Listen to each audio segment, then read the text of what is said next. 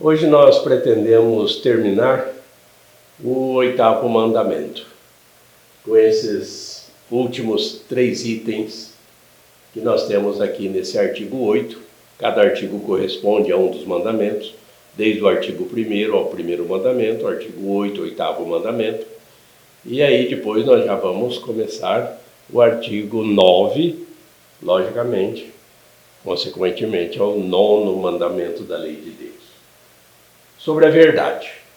O respeito, nem sempre se pode dizer a verdade, mas há casos em que é super necessário falar, o que se deve falar.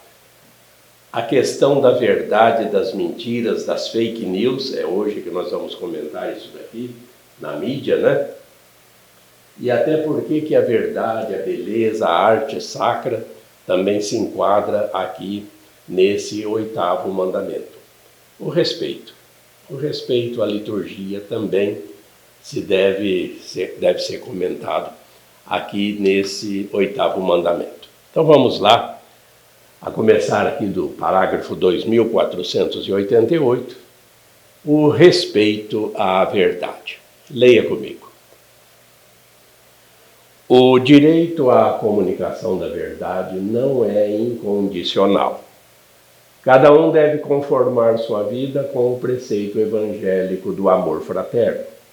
Este requer, nas situações concretas, que se avalie se é conveniente ou não revelar a verdade àquele que a pede.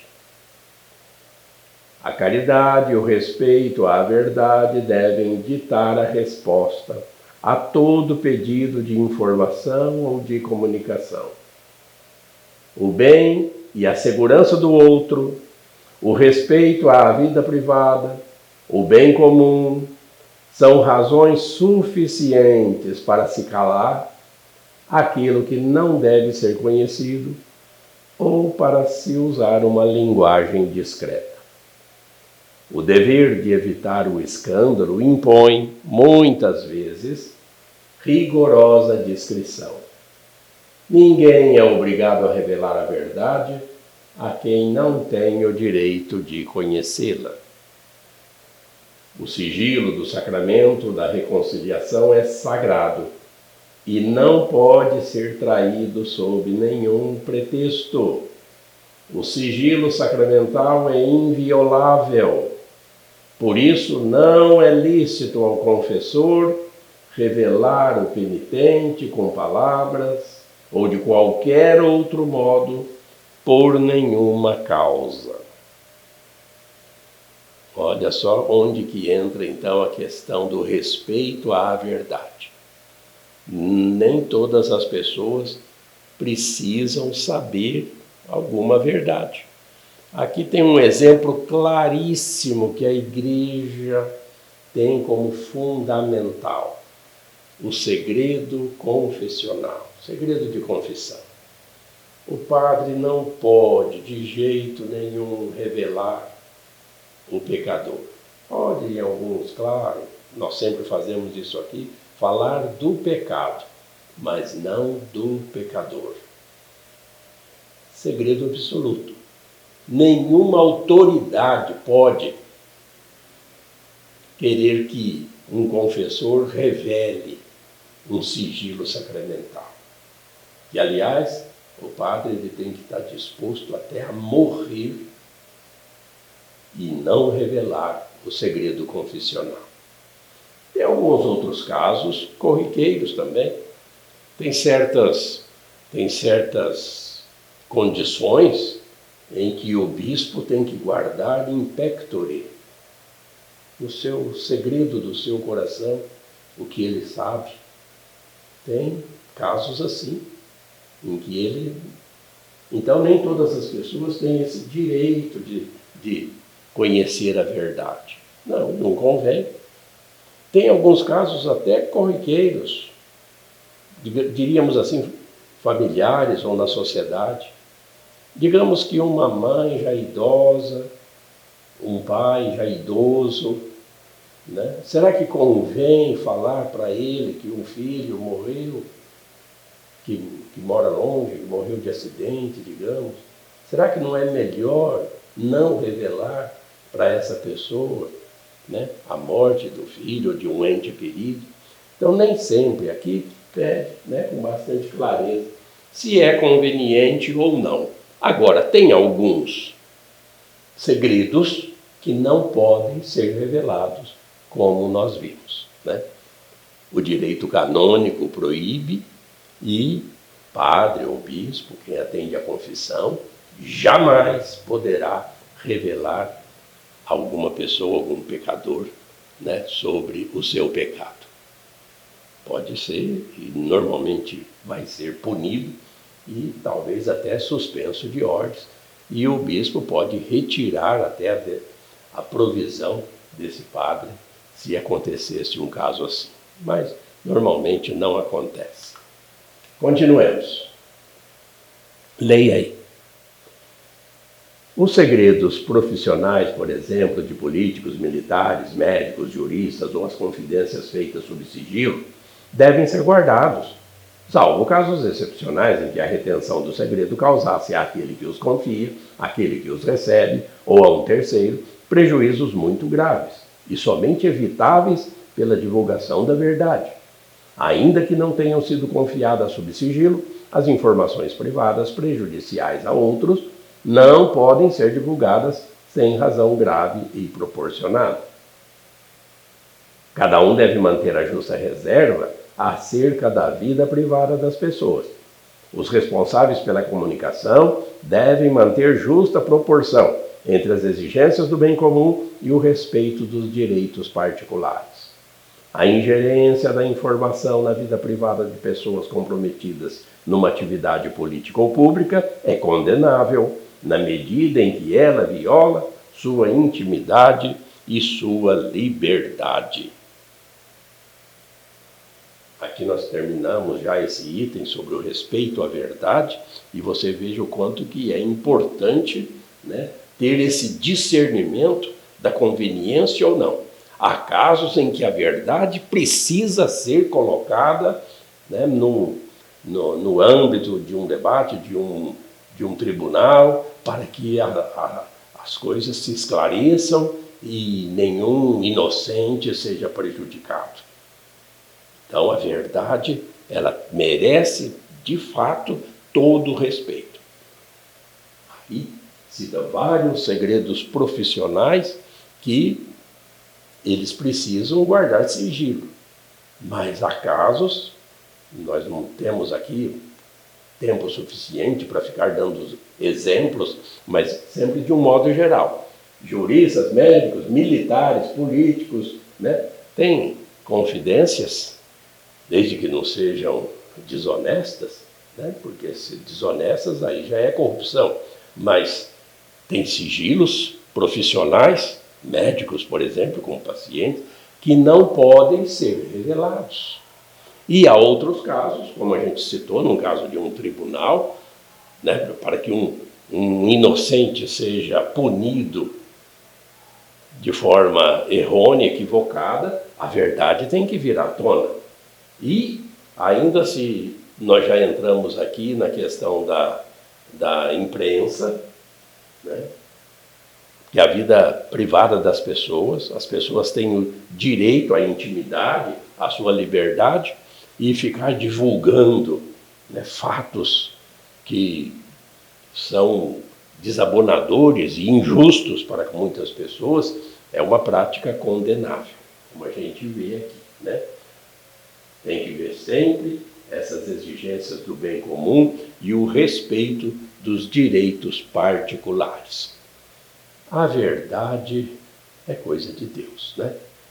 Que a consciência de cada um saiba ter esse discernimento daquilo que convém ou não convém. Mas a gente volta, inclusive no vídeo anterior, em que nós comentamos sobre difamação, que é dentro do 8º mandamento também. Às vezes é verdade o que você sabe a respeito de uma pessoa, mas o que você vai ganhar com isso se você ficar espalhando isso a respeito de uma outra pessoa? Se não sabe se é verdade, pior ainda, né? Se não tem certeza. Mas mesmo se tem certeza que se é verdade, convém. Para quê? A pergunta é essa. Você gostaria que, se fosse de você, que se ficasse espalhando isso por aí? Não façais aos outros o que não quereis que façeis a vós, né? É a das leis morais mais antigas que nós temos. Então, muito cuidado, né, com essa questão de ficar falando dos outros. As pessoas têm a sua intimidade, a sua vida. Talvez não lhe convém ficar fazendo esses comentários, né? Como se brinca muitas vezes, não é da sua conta. Para quê, né? Então, já no item 5º desse 8º mandamento, o uso dos meios de comunicação social. Aqui, como se diz, o bicho pega, né? Porque a imprensa, a mídia e hoje a internet, todos esses aplicativos que nós temos aí, Facebook, Instagram, YouTube, etc, etc, etc, isso daí corre, né? De vento em polpa essas fake news, mentiras, comentários. É uma responsabilidade tremenda das pessoas que usam mal essa mídia e estão não só prejudicando o próximo, mas prejudica primeiro a si mesmo. Vamos ler. Na sociedade moderna, os meios de comunicação social exercem papel primordial na informação, na promoção cultural e na formação. Tal papel cresce em razão dos avanços técnicos, com a amplitude e a diversidade das notícias transmitidas, com a influência exercida sobre a opinião pública. A informação dos meios de comunicação social está a serviço do bem comum. A sociedade tem direito à informação fundada sobre a verdade, a liberdade, a justiça e a solidariedade. O correto exercício desse direito exige que a comunicação seja, quanto ao objeto, sempre verídica e completa, dentro do respeito às exigências da justiça e da caridade. Que ela seja, quanto ao modo, honesta e conveniente. Quer dizer, que na aquisição e na difusão das notícias observe absolutamente as leis morais, os direitos e a dignidade do homem. Aqui nós já vemos a condenação, né, a todo sensacionalismo. Notícias que derrubam as pessoas, né, sem respeito a esses direitos de forma alguma, ainda que existam leis para proteger esses direitos individuais, mas as pessoas usando esses meios de comunicação, às vezes muitos não têm escrúpulos e vão espalhando, né, essa desinformação e valores anticristãos pelos meios de comunicação social. Isso tudo é errado, faz mal para os outros, mas primeiro faz mal para a própria pessoa que está divulgando, desinformando, deseducando as pessoas. Continuando. É indispensável que todos os membros da sociedade cumpram também neste particular os deveres de justiça e verdade. Hão de empregar os meios de comunicação social a fim de cooperar para a formação e a difusão da reta opinião pública. A solidariedade aparece como consequência da comunicação verdadeira e justa e da livre circulação de ideias que favoreçam o conhecimento e o respeito aos outros. Os meios de comunicação social, especialmente a mídia, podem gerar certa passividade entre os usuários, os tornando consumidores pouco criteriosos a respeito das mensagens e dos espetáculos. Os usuários hão de se impor moderação e disciplina quanto à mídia. Hão de formar em si uma consciência esclarecida e correta para resistir mais facilmente às influências menos honestas. Os responsáveis pela imprensa têm, exatamente por sua profissão, o dever de, na difusão da informação, servir à verdade, não ofender a caridade. Hão de se esforçar por respeitar com igual cuidado a natureza dos fatos, os limites do juízo crítico a respeito das pessoas. Devem evitar ceder à difamação. Então a Igreja mostra como todos devem se comportar no uso dos meios de comunicação social. A Igreja ensina que se deve ter a lei moral que temos nascido desde o nascimento, temos inscrito no coração do ser humano: fazer o bem, evitar o mal. Então, se você está usando mal os meios de comunicação social, compartilhando aquilo que não presta, você não está sendo um ser humano de acordo com a vontade de Deus. Mas, especialmente, a gente se dirige aos católicos. Claro, é doutrina da Igreja Católica para toda a humanidade. Mas é claro que os primeiros a seguir esses ensinamentos, esses conselhos, para não cair em ofensas à caridade, como a gente chama de pecados, contra o 8º mandamento, os católicos saibam utilizar os meios de comunicação social, com o discernimento necessário, com a lei moral e com a ética que precisa ser praticada, em primeiro lugar. Não adianta a Igreja ensinar para toda a humanidade se nem os próprios cristãos católicos não observam estes ensinamentos. Então, chama a atenção, sim, da imprensa para que haja com essa ética, com essa moral, respeitando os direitos individuais e evitando essas informações que só difamam as pessoas, mas não constroem nada. Vamos em frente. Mais ainda assunto sobre os meios de comunicação social. Leia comigo. Cabem às autoridades civis deveres especiais em razão do bem comum. Os poderes públicos devem defender e proteger a verdadeira e justa liberdade de informação.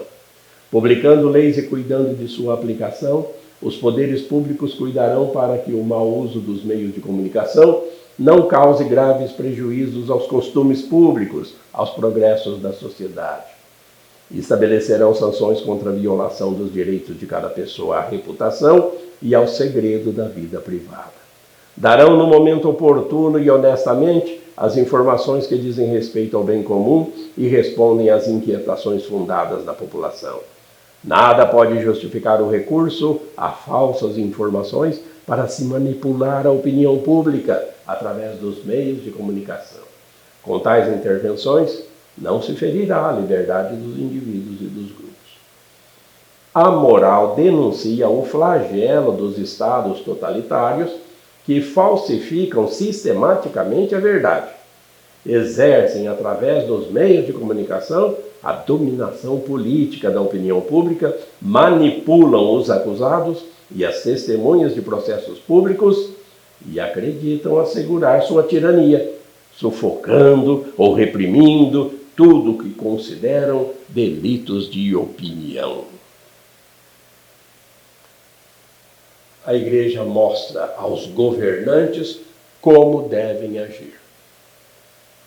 Também não precisamos ficar aqui repetindo, esses conceitos que estão bem claros aqui de como que as autoridades devem cuidar do bem comum, também na questão do uso da mídia. Mas o que a gente vê na nossa realidade? Muitas vezes são os próprios governantes, os próprios políticos que manipulam a opinião pública com inverdades, mascarando a verdade, dourando a pílula, e aí prestam esse desserviço à nação e aos seus cidadãos.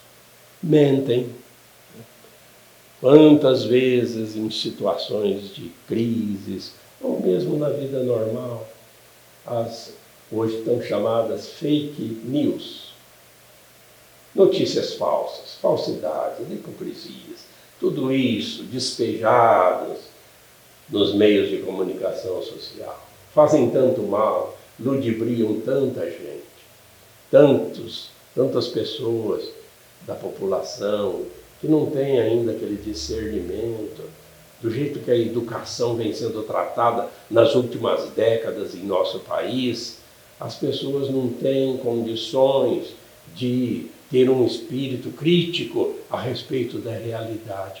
E então, acabam sendo manipulados por esses maus governantes, por esses maus políticos. Pior ainda quando se encontra essa situação nos estados totalitários, nas ditaduras, onde a liberdade de expressão não existe. A Igreja pede liberdade de comunicação, sim, defende a liberdade de imprensa, desde que siga a imprensa, desde que siga os princípios éticos e morais, valores, chamamos de valores cristãos, mas são os valores que devem nortear para o bem comum. Mas, nos estados totalitários, a imprensa é subjugada, as pessoas não podem comentar.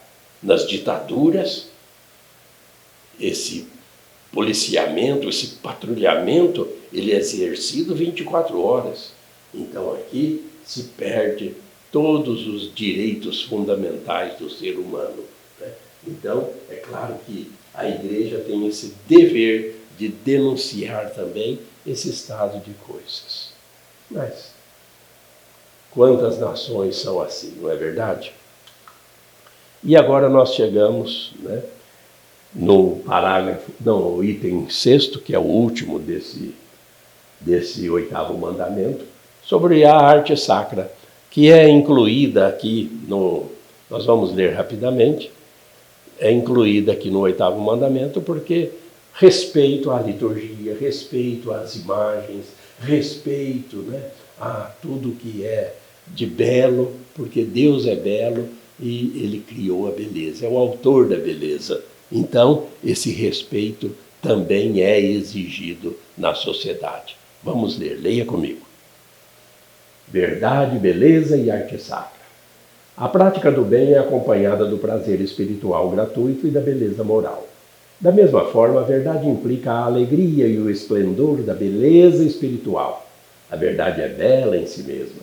A verdade da palavra, expressão racional do conhecimento da realidade, criada e incriada, é necessária ao homem dotado de inteligência.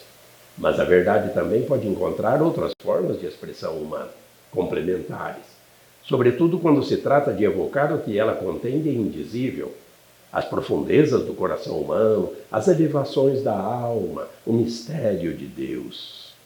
Antes de se revelar ao homem em palavras de verdade, Deus a ele se revela pela linguagem universal da criação, obra de sua palavra, de sua sabedoria, a ordem e a harmonia do cosmos, que tanto a criança como o cientista descobrem. Pela grandeza e beleza das criaturas, pode-se chegar a ver por analogia o seu Criador. Sabedoria 13.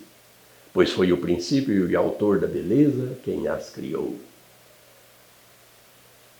Um texto aparentemente difícil ou complicado, mas não é não.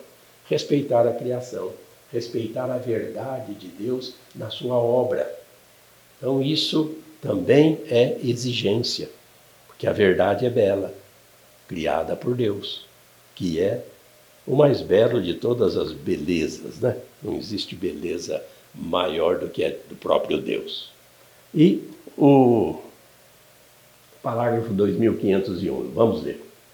Criado à imagem de Deus, o homem exprime também a verdade de sua relação com o Deus Criador pela beleza das próprias obras artísticas. A arte é, de fato, uma forma de expressão propriamente humana, ultrapassando a tendência de satisfazer as necessidades vitais comuns a todas as criaturas vivas. A arte é superabundância gratuita da riqueza interior do ser humano.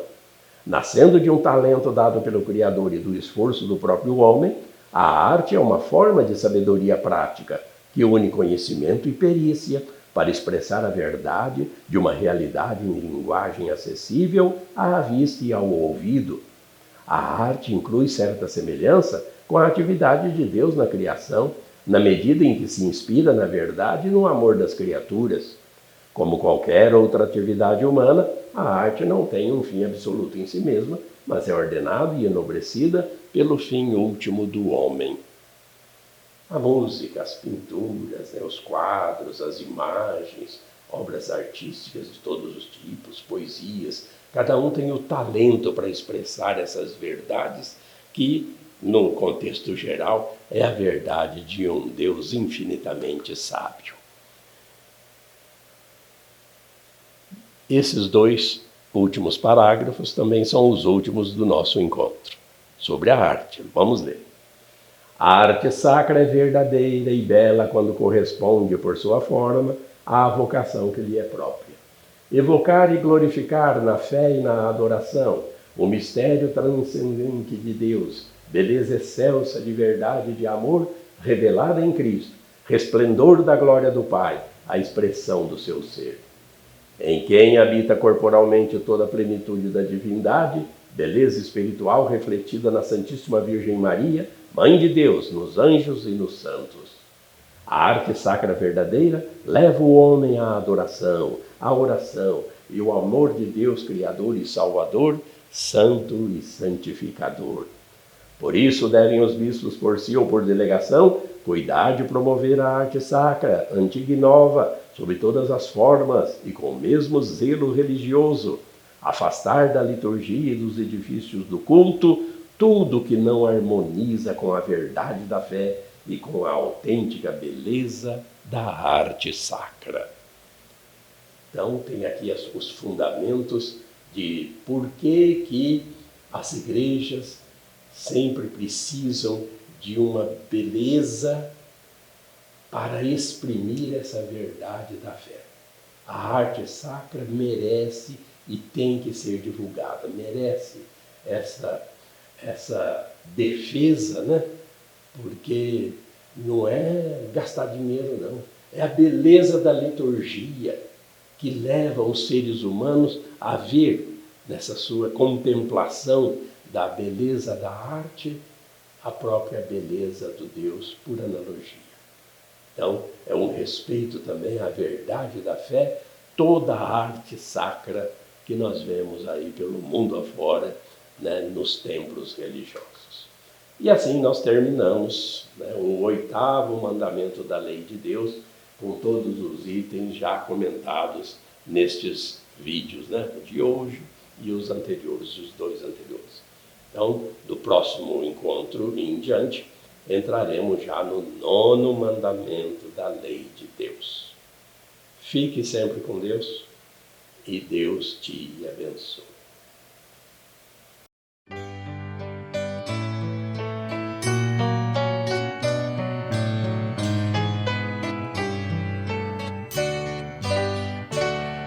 A fé é compromisso que é preciso repartir.